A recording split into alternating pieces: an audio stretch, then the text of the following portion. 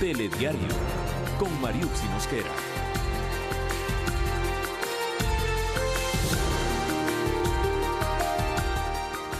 ¿Qué tal, amigos? Muy buenas noches. Los saludamos este martes 22 de enero. Vamos a compartir con ustedes mucha información nacional y también internacional en Telediario Estelar. De inmediato los titulares.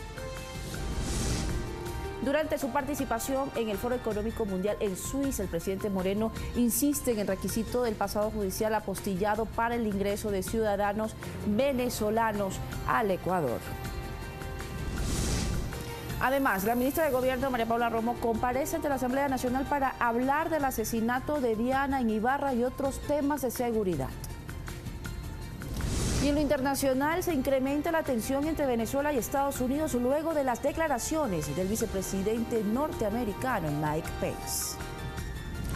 En los deportes, la Mini-Tri se recuperó. Ecuador derrotó a Argentina por la mínima. Ahora espera a Perú y lograr el cupo al hexagonal final.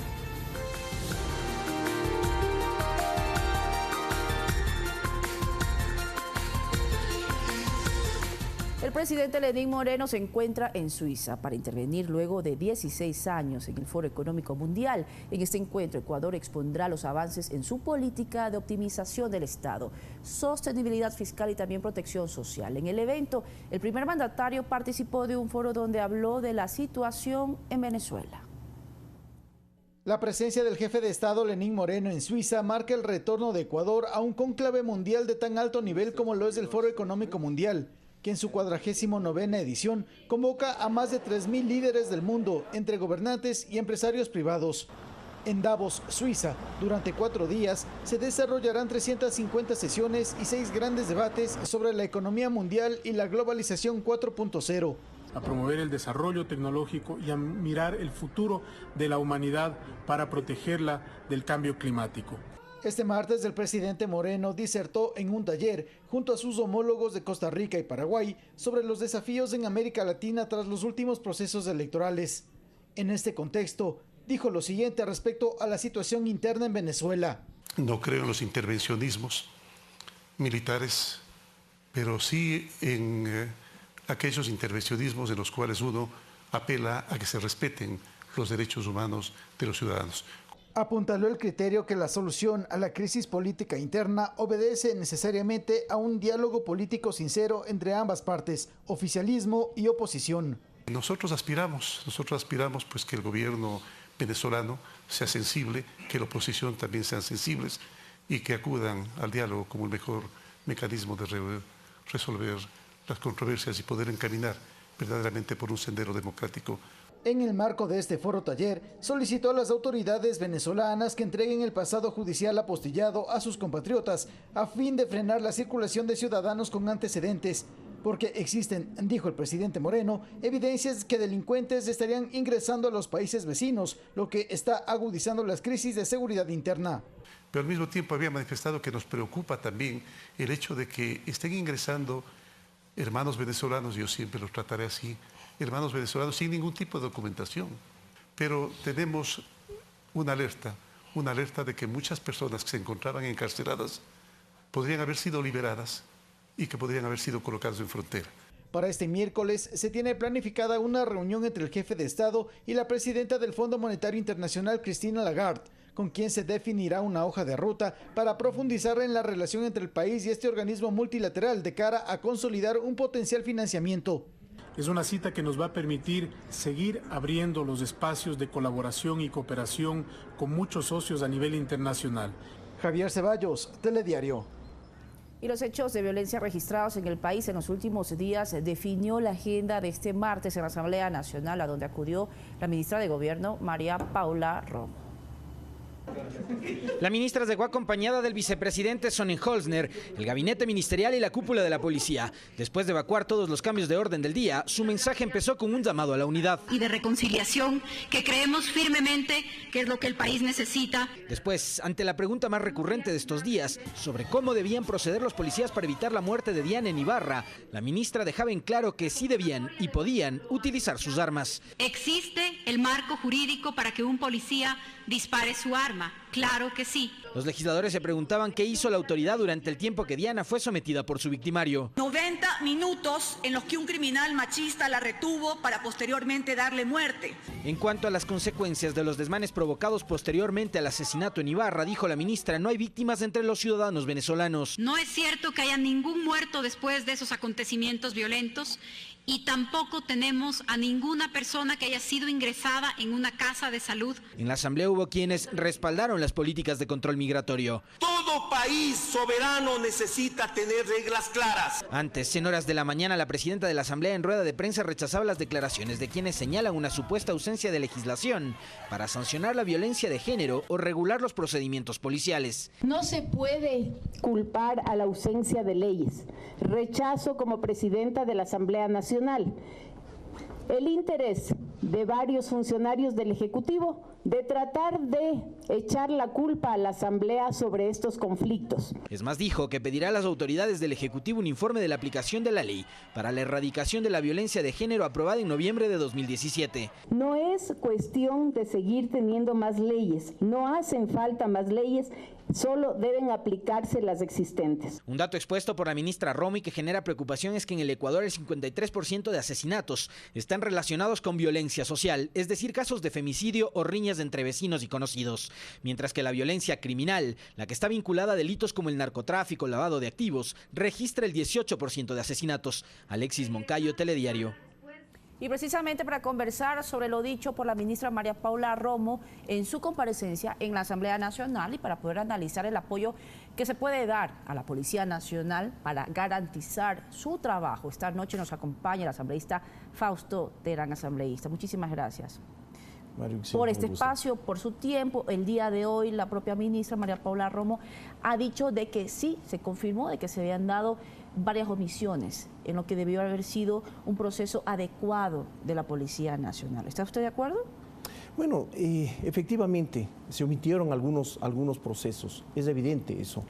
Pero también ha dicho la ministra que también va a hacer las investigaciones del caso y habrá las sanciones debidas.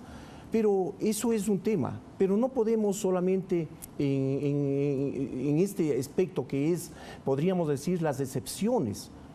También la ministra ha dicho, ¿no es cierto?, de que son 847 intervenciones de la policía. Es obvio, y nos solidarizamos con las víctimas, tanto Marta, tanto con los familiares de Diana, pero también tenemos que hacer un análisis y una crítica en todo este sentido. ¿Pero no cree usted que hora y media eran suficientes para que se tomen decisiones correctas para que la policía pueda actuar? Solamente le digo, Mariuxi, habríamos hablado y también fue la comparecencia de la ministra por el asunto de mascarillas. Y quiero un poco recordar a la población. Haciendo una comparación, porque también sí, es otra de las situaciones que se vivió con un diferente resultado, otro diferente. Totalmente, totalmente. Acuérdense, en ese momento, un policía sacó su pistola, ¿no es cierto?, y mató a un muchacho. Sí, así fue. Pero por eso salió la Asamblea igual a dar un pronunciamiento diciendo de que iba en contra del policía. Yo me pongo, en cambio, y hoy en la Asamblea dije también esta parte. ¿Por qué no nos ponemos en cambio al contrario? Veamos si es que en ese momento el policía, con Diana me refiero, disparaba, le mataba a él, iban a salir, ¿no es cierto?, a decir policía asesino. Entonces también hay que ponerse en los zapatos de los policías. ¿Entonces cree que no disparó por miedo? Yo sí creo que no. Tal vez recordando este tipo de casos. Totalmente. Cuénteme una cosa, ¿cuántos policías están detenidos por hacer su deber, por respaldar a la ciudadanía? Un punto muy casual, creo que en Machachi, un bus de Machachi que estaba, un policía que estaba ya salía de sus labores, pero asaltaron ese bus, él sacó la pistola y disparó. Solamente por el hecho de haber disparado, en este momento está detenido. Ese policía que mató, porque él no sale a matar, un policía, hay que recordar, no sale a matar, sale a dar seguridad a la ciudadanía. Mató en mascarilla, en este momento está procesado para 24 años. Pero la policía también debe estar preparada y debe estar todo el tiempo entrenada para estos casos de crisis. Y de hecho, la misma ministra lo dijo el día de hoy, de que existen los reglamentos que respaldan al policía de poder actuar en este tipo de casos. Ahí diferentes instancias. ¿Cómo cuáles? Por ejemplo, ahí la policía fue llamado a través de la denuncia o el llamado de la chica Diana, en el que dice, ¿no es cierto?, me están pegando, mi pareja me está pegando. Entonces llaman a la policía especializada que es en violencia familiar. Pero después de eso, y ahí sí cabe, ¿no es cierto?, el hecho de decir sanciones para los que no intervinieron en ese momento, porque debía estar otra policía especializada. Hubo ya un antecedente que están por más de 90 minutos en el hecho de la llamada, pero media hora en el hecho que está con una arma blanca.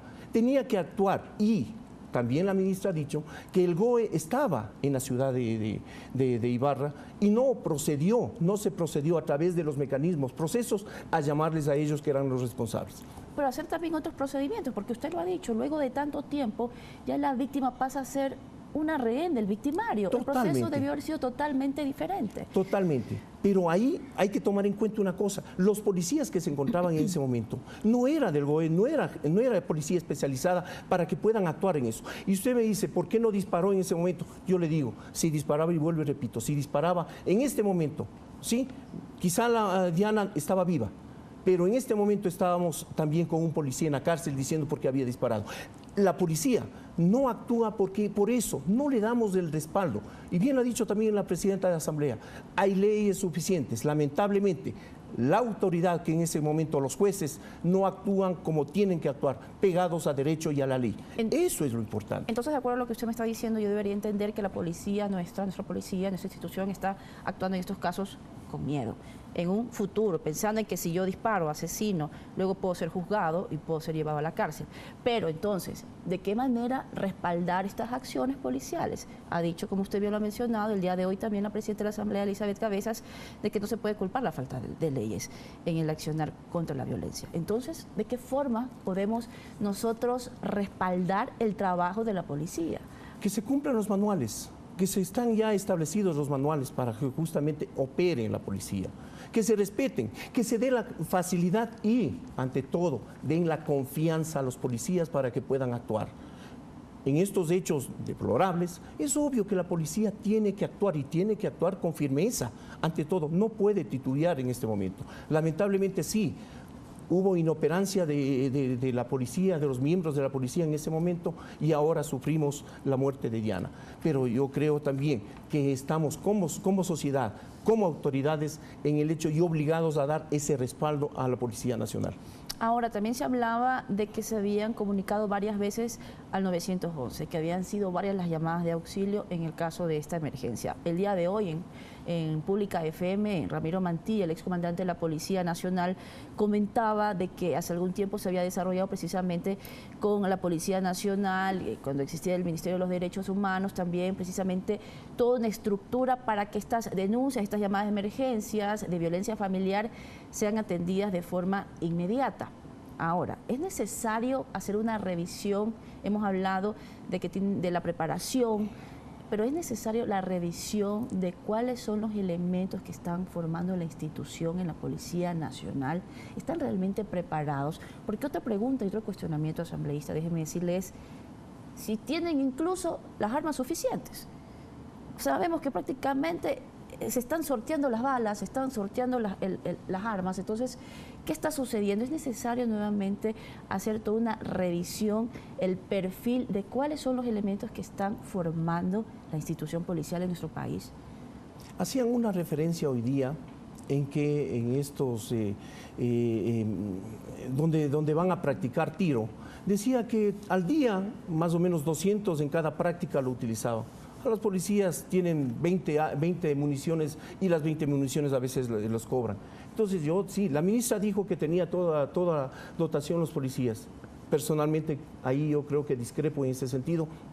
Muchos de los comentarios y un poco de los criterios de los policías es el hecho de que tienen muy corto, no les dan suficiente dotación para que puedan ellos actuar. Yo creo que hay que revisar eso, hay que revisar efectivamente si es que esa policía en la que confiamos, esa policía en la que nos sentimos seguros que esté ahí, tiene los mecanismos para controlar la delincuencia. Eso es lo importante. Y claro, otro de los aspectos importantes, ¿no es cierto?, como bien lo ha dicho usted, se ha incrementado un 53% la violencia social.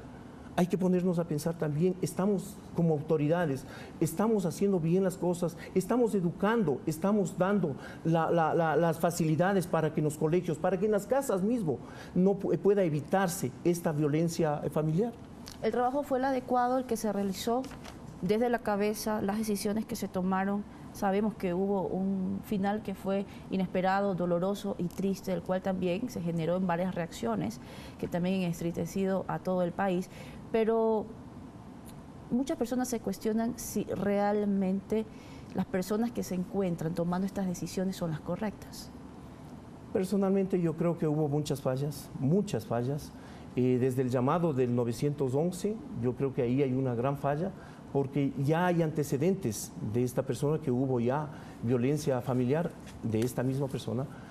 Yo creo que debían haberse tomado mejores mecanismos, mejores procesos para poder llegar y no llegar a este fatal accidente que tuvo Diana, pero yo creo que para eso están las autoridades, para que puedan investigar, vean todos los procesos, si fueron los adecuados, ¿no es cierto? Y también tiene que haber las sanciones. No podemos cruzarnos de brazos y decir, bueno, aquí pasó, murió alguien y no pasó nada. No estoy diciendo eso. Lo que estoy diciendo es que las autoridades competentes tienen que investigar, ver los responsables y ver las sanciones respectivas. ¿Está usted de acuerdo, asambleísta, con que de alguna manera se informen sobre el pasado judicial de quienes ingresan a nuestro país? Creo que eso es una exigencia ya. Muchos han dicho de que estamos yendo en contra de la migración, de que somos un pueblo migratorio, pero yo solamente digo a la población, todo país es soberano y todo país está en su derecho de exigir los papeles y documentos necesarios para que puedan ingresar a nuestro país.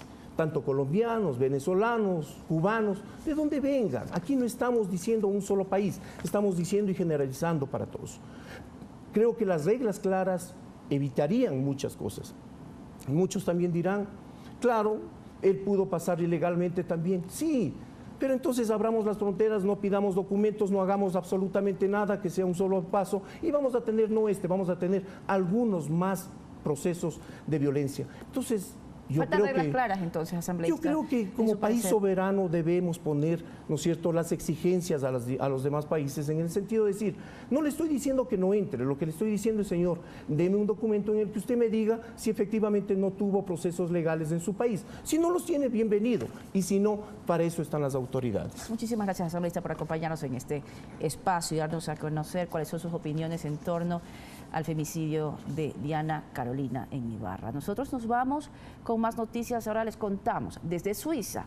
El ministro de Relaciones Exteriores, José Valencia, rechazó también las aseveraciones formuladas por el gobierno venezolano en el sentido de que en Ecuador se está propiciando una ola de ataques xenófobos y discriminatorios en contra de todos los venezolanos. Reiteró el compromiso de la nación de atender y además proteger a los más de 240.000 venezolanos que viven en nuestro país y piden del Estado además garantías mínimas a todos sus derechos humanos.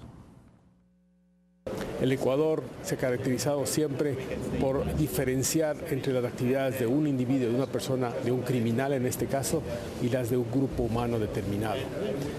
Hoy mismo el gobierno nacional, el presidente Lenín Moreno, ha hecho esta distinción y ha manifestado que el Estado ecuatoriano sancionará a todas aquellas personas que tengan actos de violencia, actitudes que no van con el espíritu de los ecuatorianos en contra de los migrantes. Nuestro país es un crisol de migración. Tenemos de al menos 6 países de nuestra región y de fuera de ellas importantes grupos humanos conviviendo con los ecuatorianos, formando parte del mismo país, haciendo patria junto con todos quienes hemos nacido en el Ecuador.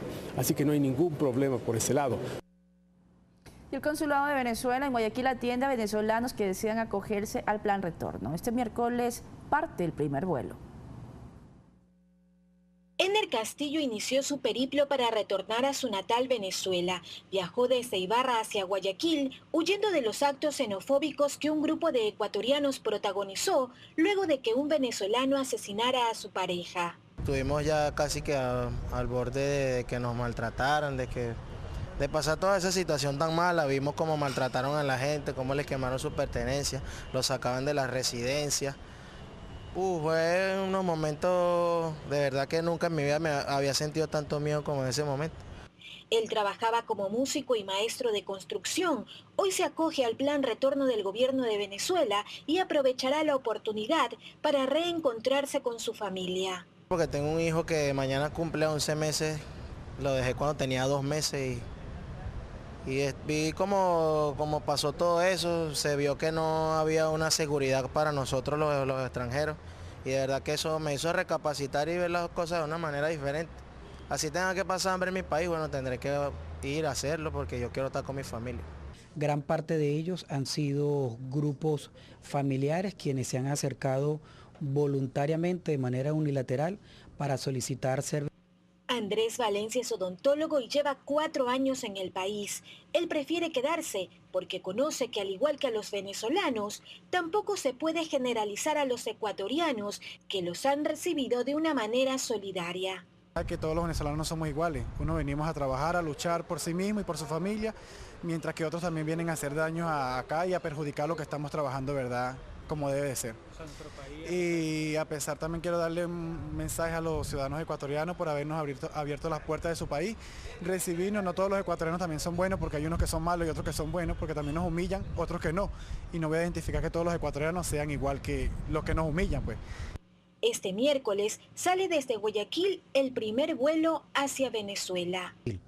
El Ejecutivo Nacional ha dispuesto un vuelo de Guayaquil, 2 vuelos de Quito para el día de mañana miércoles. Se van a ir generando más vuelos a partir de mañana miércoles hasta el día sábado y de manera continua, como está previsto en el plan Vuelta a la Patria, todos los meses.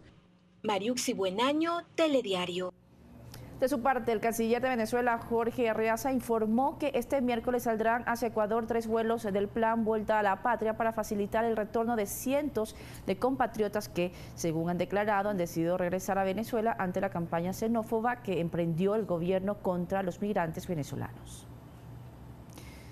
Y el vicepresidente de la República, Otto Sonnenholzner, junto a la ministra del Interior, María Paula Romo, y el gobernador del Guayas, Raúl Ledesma, recorrieron la unidad de vigilancia comunitaria El Recreo en Durán y el VC de Los Esteros en Guayaquil. Ahí escucharon las inquietudes de los uniformados y les brindaron respaldo. El segundo mandatario destacó la obligación del Estado de garantizar el trabajo de la policía. También reiteró que la institución tiene la capacidad para ser la mejor de la región. La meta es fortalecer la entidad mediante un diálogo nacional.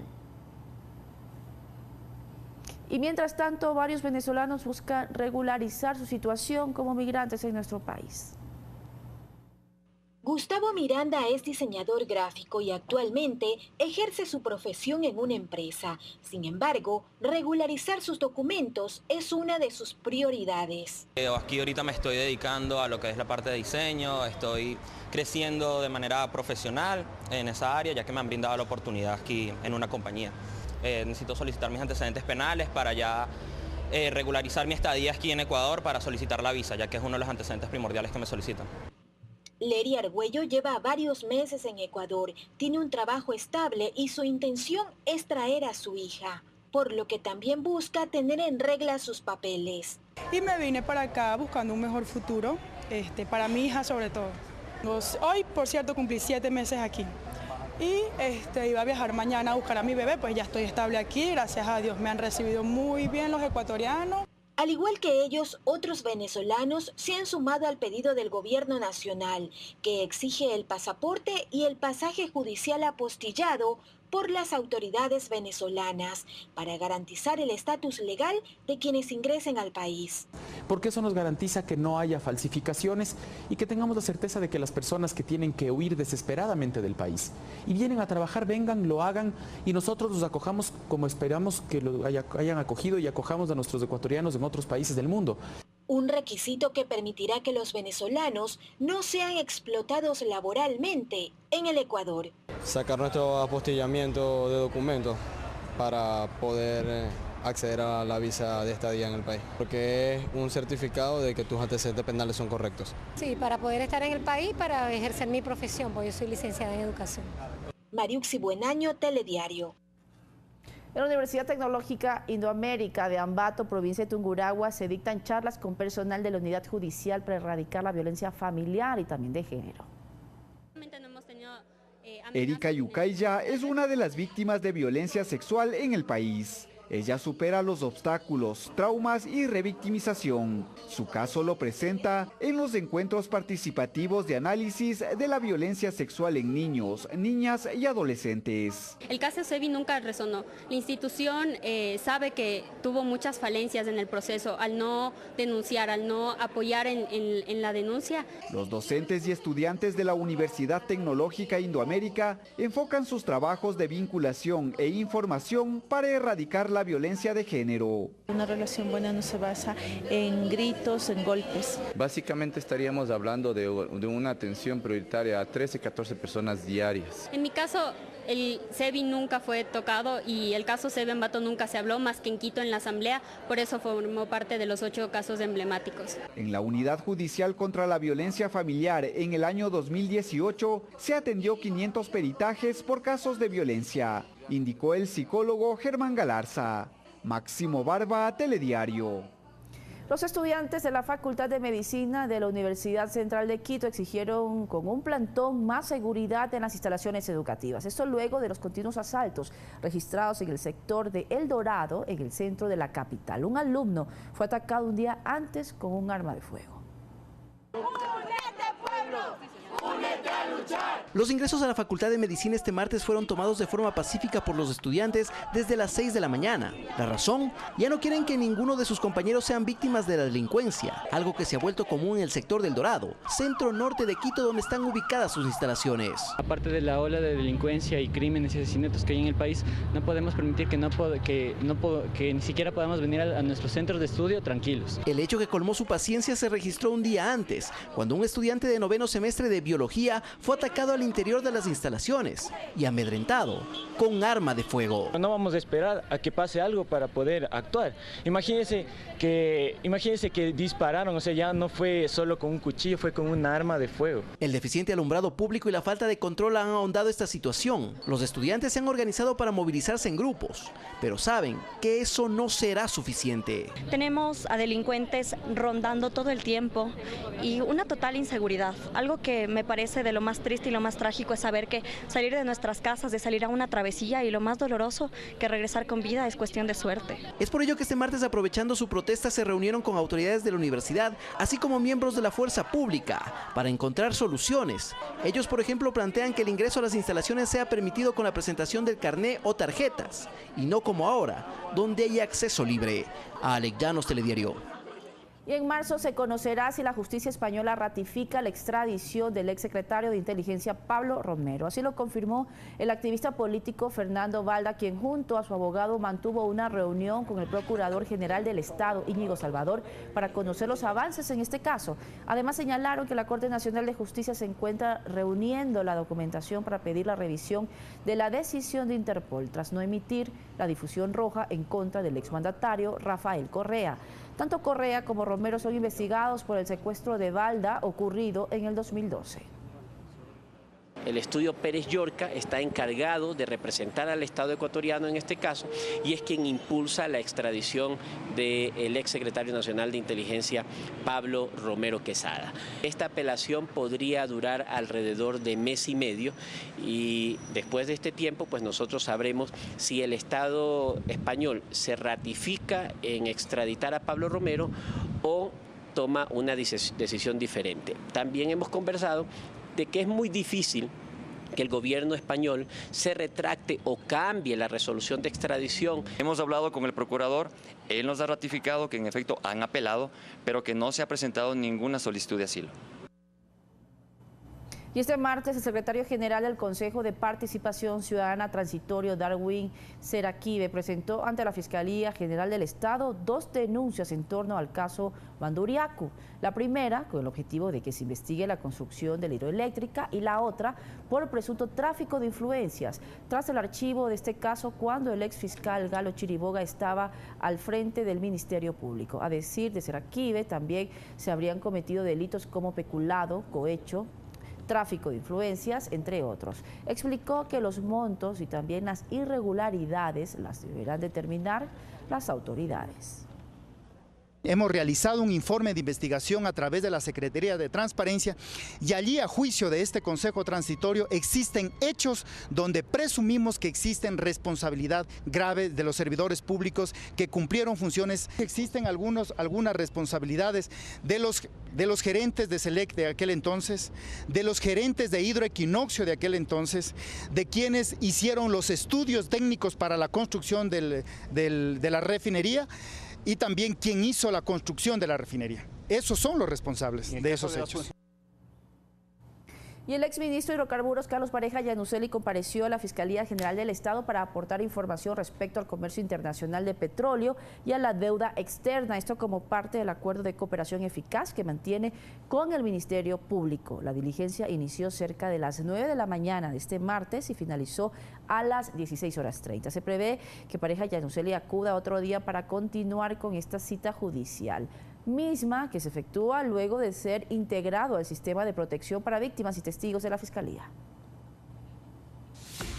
Ricardo Freire es el nuevo director de Arcotel. Entérese de las acciones que planteó para la institución al volver de este corte.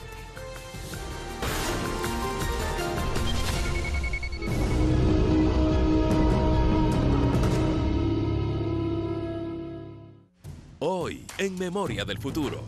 En Braille, un robot que escribe y dibuja para personas con discapacidad visual. Lauretino, un dispositivo que reduce la emisión de gases en motores de combustión. Y Sojukai, una práctica que mezcla el arte marcial con danzas ancestrales. Las buenas ideas están en Memoria del Futuro. Hoy, a las 22 horas. Por Ecuador TV. Comparte la emoción.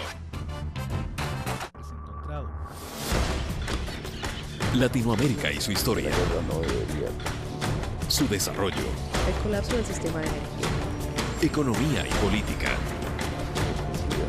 Una mirada a sus personajes y lugares. Explorando temas trascendentales. En los meses de oscuridad que dejó la tormenta tras su paso. América ahora. Todos los domingos 18:30. Por Ecuador TV. Comparte la emoción. Ella es Fernanda, una terapista ocupacional y es encargada de los chicos del taller de panadería. Es muy dulce, le apasiona su trabajo. El amor que siente por los chicos es incondicional. Conoce más de ella en Sí Solo Sí, todos los sábados a las 20:30. Por Ecuador TV, comparte la emoción.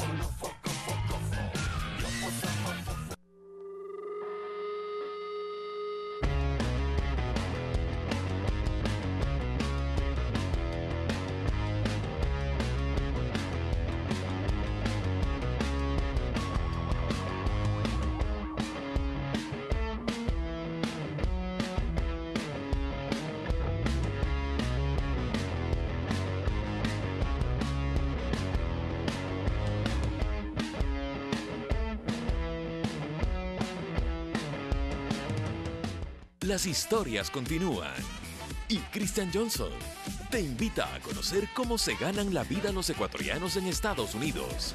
Algunos lo hacen conduciendo.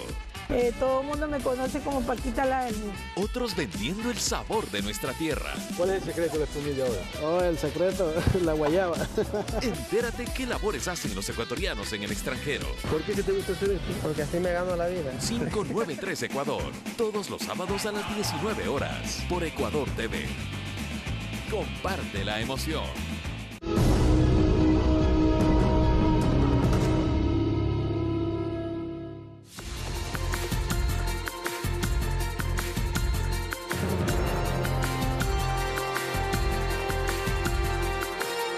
Estamos de regreso, les contamos, 4.000 millones de dólares recibiría el Estado por la concesión de la telefónica CNT durante el lapso de 20 años, según lo dio a conocer el consejero de gobierno Santiago Cuesta. El funcionario aclara que no se trata de un proceso de privatización de las empresas públicas, sino de la concesión de la administración de las mismas. En CNT, en el caso que hemos dicho, se concesiona el 100% de la administración, el Estado se reserva el 25% de las utilidades. Pagan 4.000 millones de dólares. Esto, según Cuesta, habría sido puesto a consideración de los trabajadores de la Telefónica y de las empresas eléctricas. Que voten. Si están en desacuerdo, que me digan cuáles son los desacuerdos. En lo político, desde bancadas alineadas con las tesis del sector empresarial, consideran una medida positiva en los momentos difíciles que económicamente enfrenta el país. Y entonces ha llegado el momento de tomar decisiones. La situación económica del país es muy grave, igual que la social. Y por lo tanto, pues un Estado sin recursos hoy está buscando inversiones para las empresas públicas. Sin embargo, para quienes fueron parte del gobierno anterior, hay reparos, pues plantean que las concesiones no deberían abarcar a las estatales que gozan de buena salud financiera. Sobre todo lo que se requiere es leer bien la Constitución. La Constitución en ningún caso abre la posibilidad de que se privaticen sectores estratégicos. En el horizonte del gobierno está el análisis de la concesión de otras empresas públicas. Alexis Moncayo, Telediario. Y el financiamiento para la construcción de un centro integral para rehabilitación de consumo de alcohol y drogas en Guayaquil fue aprobado. A la par, el Ministerio de Salud inició esta semana un plan operativo para atender a personas que sufren de adicciones. Alrededor de 7.000 pacientes con adicción a alcohol y otras drogas podrán atenderse en el centro de rehabilitación que será financiado por el gobierno nacional. El monto estará entre los 14 y los 15 millones de dólares del proyecto completo. En este momento se han asignado los recursos iniciales de alrededor de 4 millones de dólares para iniciar con todo el proceso de estudios, de suelos, ingenierías, diseños que permitirán concretar el proyecto este mismo año. Para levantar este centro se estudian dos posibilidades. La primera es hacerlo en los terrenos del Ministerio de Salud detrás del Hospital Universitario, en el norte de Guayaquil, o detrás del Hospital del Guasmo, en el sur de la ciudad. Para que todos estos jóvenes que sean captados, que muchos de ellos van a estar en consumo activo, puedan ingresar a nuestros hospitales, principalmente al Hospital Guasmo Sur y algunos otros establecimientos públicos del Ministerio de Salud Pública para un proceso de varios días de desintoxicación, durante los cuales además será un trabajo muy profundo con el joven y su familia. Esperamos llegar en esta primera fase al menos a 300 jóvenes, luego iniciaremos inmediatamente una segunda corte. A la par, el gobernador del Guayas, Raúl Ledesma, indicó que ya se empezó a trabajar con representantes de los centros de rehabilitación que están en proceso de regularización. Entonces vamos a catalogarlos por tratamiento a cada centro, que mantendrán los costos de acuerdo a cada tratamiento que manejen. Los vamos a ayudar hasta en la contabilidad. Los diálogos durarán entre 30 a 90 días. Mientras dure este proceso, se suspenderá la clausura de los establecimientos que aún no cuentan con el licenciamiento. Luis Alfredo Zúñiga, Telediario. El abogado Ricardo Freire asumió este 22 de enero la dirección ejecutiva de la Agencia de Regulación y Control de la Telecomunicación, Arcotel. Lo hizo afirmando que se va a revisar todo lo actuado por la entidad. Revisar cuál es la real situación de Arcotel será la primera tarea de Ricardo Freire al frente de la institución. No obstante, tiene muy claro que respecto a las recomendaciones realizadas por la Contraloría, existen tres que serán acogidas. La declaración de nulidad del concurso de frecuencias, el análisis caso por caso de los títulos habilitantes, así como agilitar trámites en casos de concentración de frecuencias. Tendremos que tomar las decisiones necesarias. Si se tienen que revertir frecuencias, pues lo haremos, sin dudar. Es que se quiere transparentar todo lo actuado por la entidad, motivo por el cual espera que su antecesor Juan Carlos Martínez y demás funcionarios de carrera denuncien en caso de conocer cualquier tipo de irregularidad. Yo espero que en un máximo de 90 días podamos ya tener totalmente definido lo que está pendiente de análisis. Por eso también se ha ratificado en la decisión de su antecesor de remover de sus cargos a 22 funcionarios pertenecientes al jerárquico superior de la agencia. Es una decisión tomada que yo la apoyo, es más, le agradezco porque se adelantó a lo que efectivamente se tiene que hacer en esta institución. Él ha dado el primer paso. Así Arcotel comienza con una nueva dirección, la tercera, en 15 días. Alex Llanos, Telediario. Y una reforma en el pensum de educación desde la escuela hasta la universidad plantea el gobierno para luchar contra la violencia de género y lograr una convivencia en paz en el país. Mientras tanto, el vicepresidente de la República, Otto Sonnenhorstner, aseguró que dialogan con la Policía Nacional para respaldar su trabajo y velar por el bienestar de la ciudadanía. En las próximas semanas, el presidente Lenín Moreno presentará una propuesta para cambiar el pensum educativo. El objetivo, evitar la violencia contra la mujer, buscar una educación basada en el respeto y una convivencia en armonía y paz. No puede ser que desde pequeños no sepamos lo grave que es la violencia entre hombres y mujeres. No podemos vivir en el marco del machismo. No podemos vivir con la lógica xenofóbica de que el extranjero por ser extranjero es malo. Que no puede ser posible que un niño, una madre, una esposa se sienta más segura en la calle que en su casa. El secretario particular de la presidencia anunció que dialogarán con representantes de instituciones públicas y privadas de primaria, secundaria y de educación superior.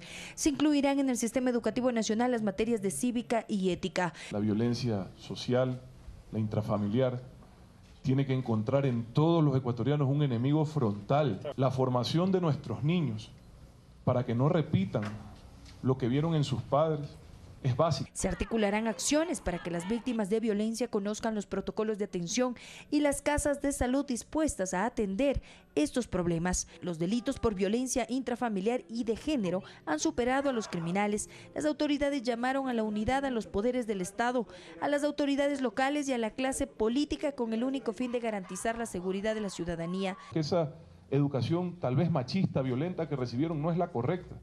Que recapaciten y cambien.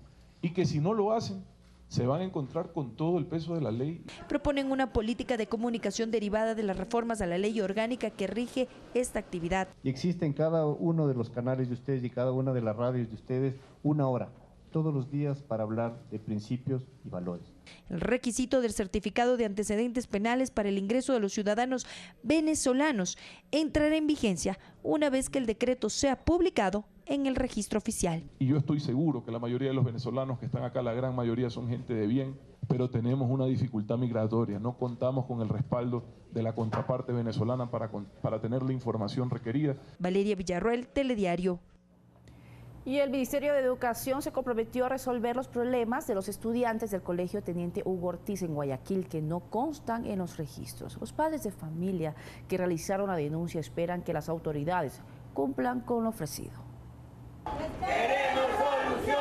¡Queremos solución! Más de 100 alumnos que actualmente estudian en el Colegio Fiscal Teniente Hugo Ortiz, ubicado al norte de Guayaquil, enfrentan dos dilemas. Unos se encuentran registrados en otro plantel, mientras otros simplemente no existen en la base de datos.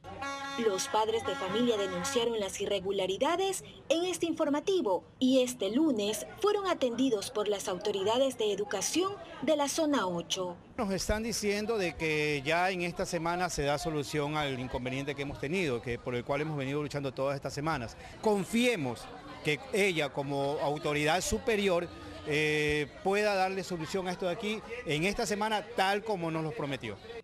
El año lectivo está por concluir. La preocupación aumenta porque no pueden acceder a la renovación de una matrícula, ni tener el pase de año. Peor aún, algunos han sido derivados a otras provincias. Porque a mi hijo lo desaparecen del sistema y ahora parece que están en Machala. Y yo vivo aquí en Guayaquil. No sé con qué autorización pasan a mis hijos a otra provincia. ¿Cómo yo les voy a explicar a mis hijos que el próximo año tienen que ir a otro lugar y a repetir el año? Los representantes esperan que las ofertas de solucionar los casos no queden solo en palabras. Caso contrario, continuarán en su lucha. Que mi hijo nuevamente aparezca en la base de datos del colegio. Mi hijo está en ese colegio desde que era particular. Y no es posible que ahora que es fiscal desaparezca de la base de datos. Que se sancione a la persona que hizo esto y que nos solucionen el caso. Mariuxi Buenaño, Telediario. Ahora vamos a un corte y al volver, entérese dónde y hasta cuándo puede recibir la vacuna contra la influenza.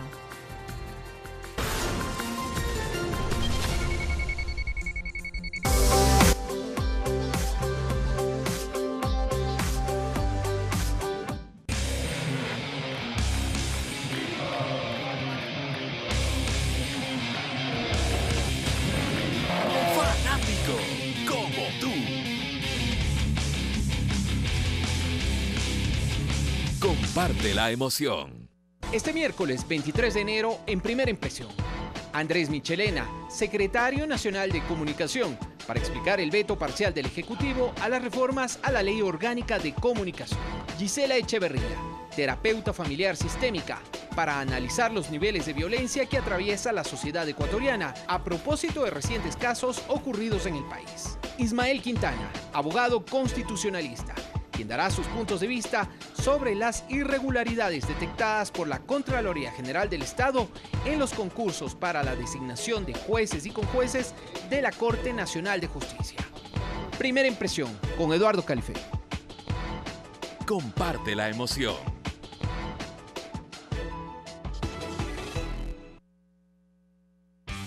Ecuador TV presenta una muestra de cortometrajes de ficción y documental, producidos por el Instituto Superior de Cine y Actuación. Refil, Cárcel de Colores, Intersticio, Cliché, Touché, Mamás.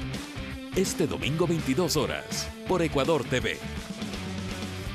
Comparte la emoción, junto a Ecuador TV. Forma parte de nuestro club de suscriptores de Diario El Telégrafo por $13,90 mensuales. Benefíciate de descuentos especiales en establecimientos aliados a nivel nacional. Club de suscriptores El Telégrafo, porque estar bien informado tiene más de un beneficio.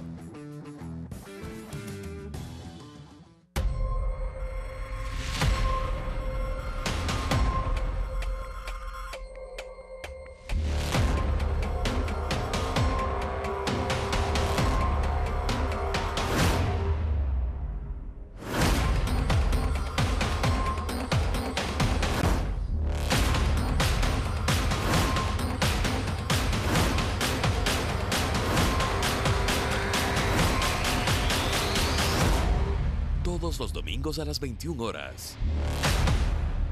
Por Ecuador TV. Comparte la emoción.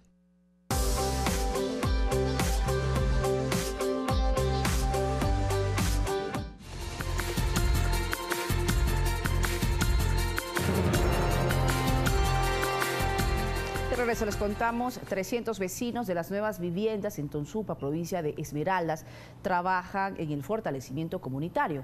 Las familias que se beneficiaron de la misión Casa para Todos participaron de talleres para la convivencia.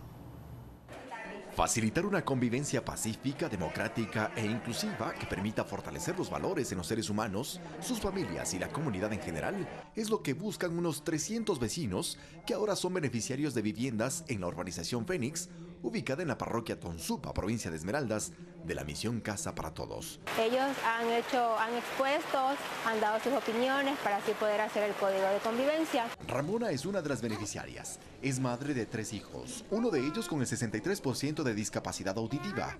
Ella, al igual que Carlos, con una discapacidad física, expresaron su sentir de un sueño que ahora es realidad. Sí, estoy muy feliz por tener una casa nueva. Estoy muy agradecido por tener esta casita para compartir con todos mis hijos.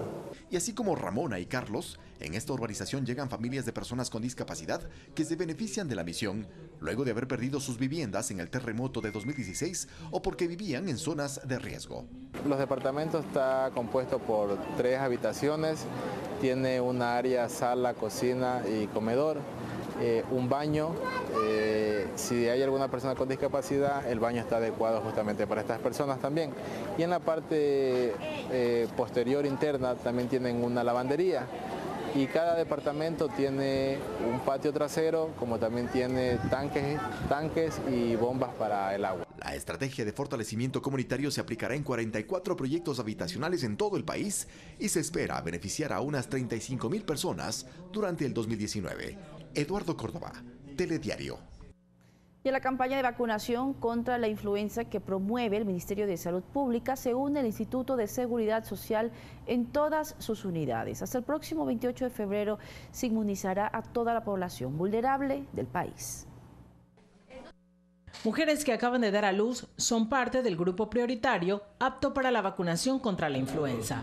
Las inmunizaciones no solo se realizan en las sedes del Ministerio de Salud.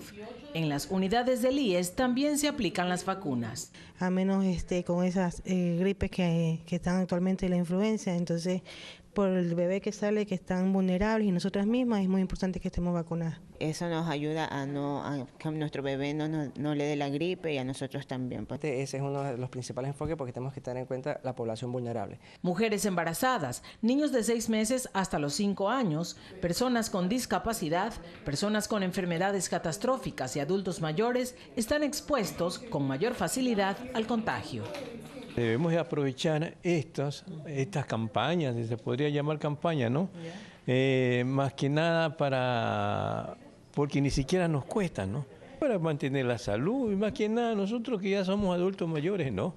Debemos de cuidarnos más y mejor. Por segundo año consecutivo, el Hospital del IES de Los Ceibos, en Guayaquil, trabaja de manera conjunta con el Ministerio de Salud Pública para prevenir a la población de la influenza. Comenzando este año, estamos continuando con estas campañas, tanto para el usuario y próximamente vamos a comenzar con el personal médico. La vacunación inició en noviembre de 2018 y se extenderá hasta el próximo 28 de febrero en todo el territorio nacional. Guadalupe Ayoví, Telediario. Y antes de despedir este bloque, queremos expresar nuestra nota de pesar ante el sensible fallecimiento de la señora Yolanda Elizabeth Alarcón Dávila. Todos quienes hacemos Telediario transmitimos nuestra solidaridad a toda su familia y en especial a su hijo, nuestro compañero y amigo Javier Alarcón. Paz en su tumba.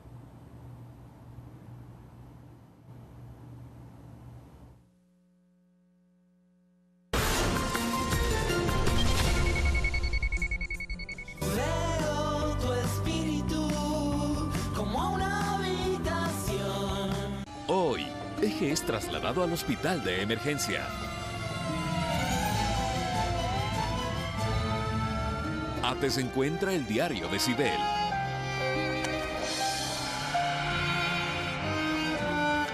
Mi último deseo.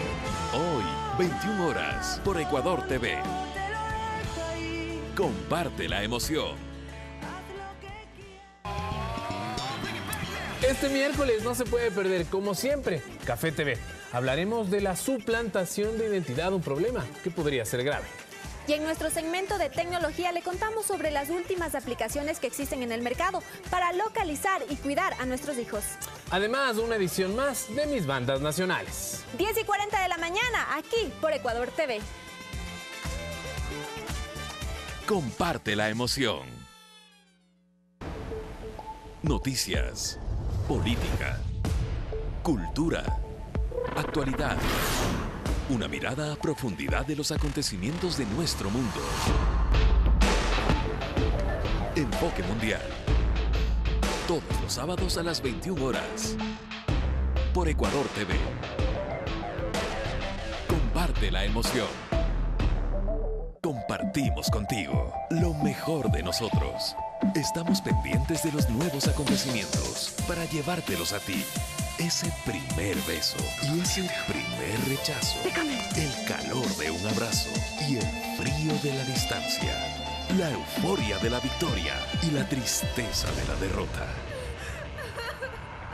Compartimos con todo un país. Comparte la emoción. Comparte Ecuador TV. Preguntas sin respuestas. Misterio. Secretos. Solo el detective más famoso del mundo podrá resolver los casos más complicados. No te pierdas sus aventuras en la serie ganadora de 9 premios Emmy, Sherlock. Todos los sábados a las 22 horas. Por Ecuador TV. Comparte la emoción.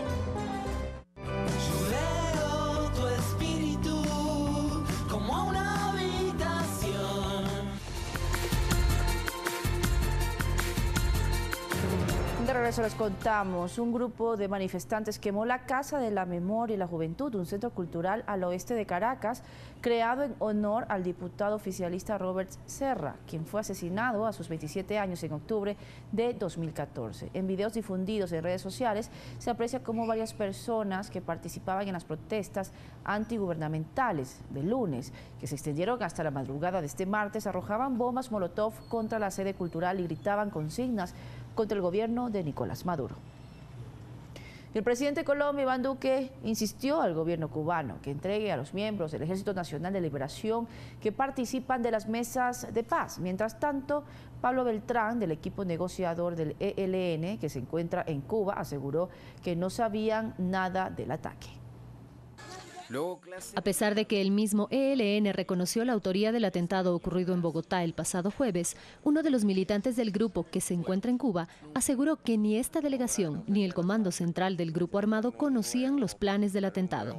Estamos en Cuba desde hace 8 meses y nosotros de los planes de los frentes nuestros en Colombia no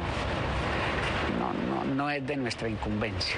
Y respecto a la decisión del presidente Iván Duque de suspender los diálogos de paz, Beltrán dijo: La decisión del ELN es no apartarse de un camino de solución política. De su parte, el gobierno colombiano insistió en que Cuba entregue a los miembros del grupo armado. Hemos invocado no solamente la gravedad de los hechos ocurridos, el llamado del Consejo de Seguridad, de la CIDH y también, por supuesto, las acciones que han tomado las autoridades judiciales en Colombia para que se reactiven rápidamente esas órdenes de captura y además se hagan las solicitudes de extradición.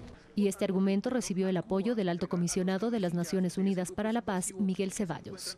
El gobierno nacional insistirá en la entrega inmediata de los miembros de la delegación del ELN que se encuentran en Cuba. Con menos militantes que las antes conocidas como Fuerzas Armadas Revolucionarias de Colombia, FARC, el Ejército de Liberación Nacional tiene presencia en el país hace más de medio siglo. Fernanda Vera, Telediario. El gobierno ecuatoriano, a través de un comunicado, reiteró su rechazo a la acción terrorista de la que fueron víctimas estudiantes de la Policía Nacional. Además, expresó su solidaridad con la República de Colombia y respeta las decisiones que tome su gobierno para enfrentar y luchar contra el terrorismo. Los ojos del mundo están puestos en la ciudad de Panamá por la visita del Papa Francisco y la Jornada Mundial de la Juventud. Se espera que en este evento, que inicia este martes 22 y termina el 27 de enero, participen más de 10.000 jóvenes de diversos países. A sus 82 años, el Sumo Pontífice emprenderá un viaje de casi 20.000 kilómetros y 6 días de duración para reunirse con millones de jóvenes, en su gran mayoría latinoamericanos, en un acontecimiento importante en el camino de la Iglesia Católica. Tensión en España luego de que se complicara el rescate de Julen, el niño de 2 años que cayó a un pozo hace 9 días en la localidad de Totalán, Málaga. Los especialistas deberán aumentar el diámetro del túnel excavado para garantizar la seguridad de los mineros, que bajarán a continuar el trabajo a mano para localizar al pequeño. Nosotros también ahora les vamos a contar que, convencidos de que la única forma de conseguir un cambio cultural y político en contra de la violencia de género es su presencia en las calles, miles de mujeres, hombres, niños y colectivos se tomaron varias avenidas del país la tarde y noche de este lunes.